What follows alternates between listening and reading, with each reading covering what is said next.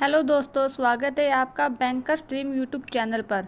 So guys, IBPS clerk का exam over हो चुकी है, सारी शिफ्टें ओवर हो चुकी है। तो मेरा एग्ज़ाम कल 4 सितंबर थर्ड शिफ्ट के अंदर था। तो मैंने अम्बाला से फिल किया था, इसलिए मैं अम्बाला गई हुई थी और मैं कल वीडियो नहीं बना पाई क्योंकि मेरा सारा टाइम ट्रैवलिंग में जा चुका था। लगभग 5 to 6 आवर्स मुझे लग गए वापस आने में।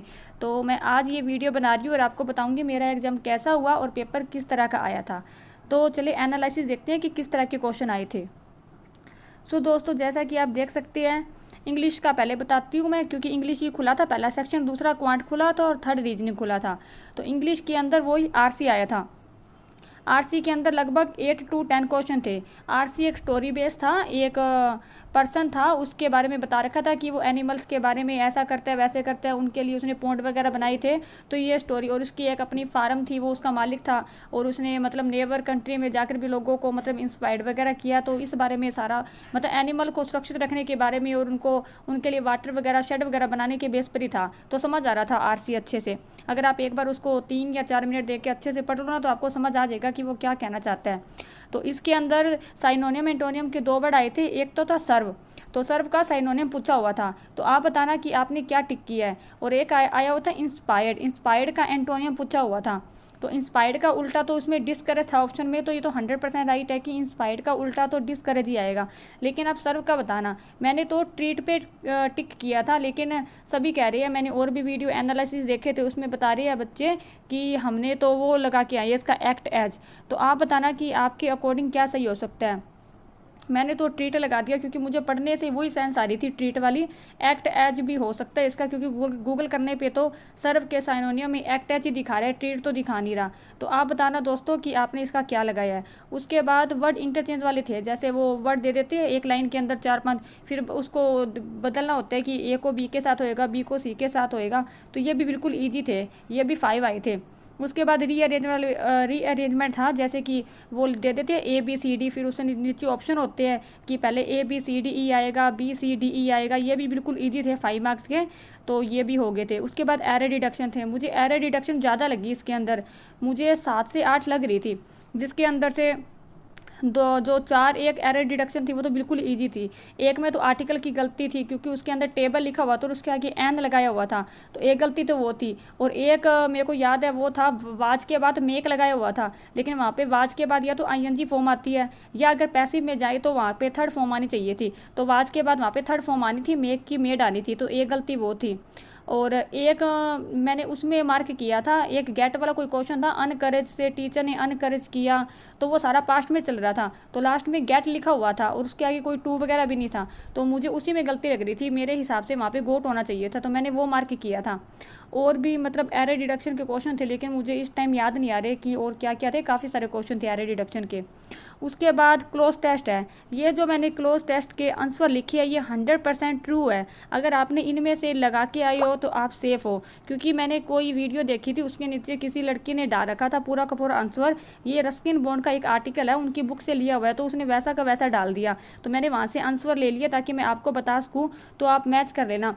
फर्स्ट ब्लैंक के अंदर विच आएगा, सेकंड के अंदर विल आएगा, थर्ड के अंदर फ्रॉम आएगा, फोर्थ के अंदर इन आएगा एंड फिफ्थ के अंदर कंसिडर आएगा। तो ये 100% राइट आंसर है, तो आप मैच कर लेना जिसने भी ये टिक की हो। तो अब क्वांट का देखते हैं। क्वांट के अंदर वही सिंप्लीफिकेशन आई थी, बस सिंप्लीफिकेशन 12 से 15 थी, लेकिन सिंप्लीफिकेशन के 3-4 क्वेश्चन थोड़े मतलब मॉडरेट में चले जाते हैं, क्योंकि पॉइंटों वाले भी आ रहे थे और कुछ में कैलकुलेशन भी करनी पड़ रही थी। तो सिंप्लीफिकेशन बाकी तो ईजी थी, बस 3-4 क्वेश्चन में ही थोड़ा सा टाइम लग रहा था। उसके बाद डीआई आई थी, बिल्कुल ईजी थी। ये सिंगिंग और डांसिंग से थे, वो लाइन ग्राफ में सिंगिंग दे रखी थी, डांसिंग दे रखी थी, बस उसका निकालना ही था। उसके बाद मिसिंग नंबर आई थी, ये भी बिल्कुल ईजी थी, डिफरेंस ही चल रहा था। एक क्वेश्चन में तो डिफरेंस था, एक में पहले आधा हो रहा था, फिर 1.5 गुना हो रहा था, फिर 2.5 गुना हो रहा था, ऐसे हो रहा था। और एक क्वेश्चन में स्केयर चल रहा था, आई थिंक, हाँ स्केयर ही चल रहा था एक क्वेश्चन में। तो ऐसे करके आराम से हो रही थी सिंप्लीफिकेशन। और उसके बाद अर्थमेटिक के क्वेश्चन थे, 10 एक अर्थमेटिक के क्वेश्चन थे। फिर रीजनिंग के अंदर आ जाते हैं। रीजनिंग के अंदर एक तो आया था बॉक्स पजल आया था। ये मैंने पहले 2 पॉसिबिलिटी ली थी, तो तब तो मेरा बना नहीं, लेकिन फिर मैंने पता नहीं कहाँ से स्टार्ट किया था, लेकिन फिर मैंने जब थर्ड टाइम मैंने ट्राई किया तो मैंने सी को ऊपर लेके स्टार्ट किया था, सी 3 छोड़ के भी ऐसे स्टार्ट किया था, तो वो मेरा बन गया था। ये एकदम राइट है बॉक्स पजल मेरा। उसके बाद सर्कल वाला पजल था, बिल्कुल ईजी था, 7% थे और इनवर्ट देख रहे थे। फ्लोर पजल था वो भी बिल्कुल ईजी था, 8 फ्लोर थे, आराम से आपको हो रहा था, 1-1 मिनट वाले पजल थे ये तो, बस बॉक्स पजल में थोड़ा सा टाइम लग गया था। उसके बाद वर्ड फॉर्मेशन आया हुआ था एक, जिसके मैंने लेटर लिख रखी है, एक तो बनेगा उसका नेम और एक बनेगा उसका मीन। अगर कोई एक भी बन रहा है तो इसमें एक से ज़्यादा ही बन रहे हैं, तो आपका आंसर जो भी उसमें बोल रहा हुआ था एक्स लगाना है या जेड लगाना है तो आप वो मार्क कर सकते हो। उसके बाद एक ओड वन आउट आया हुआ था, जैसे 5 ऑप्शन दे रखे थे, उसमें बताना था कि कौन सा अलग है, जैसे JEVABN ऐसे दिया हुआ था। फिर सिलोलिज्म के 3 से 4 क्वेश्चन थे, उसके अंदर एक डेफिनेटली नोट वाला भी आया हुआ था।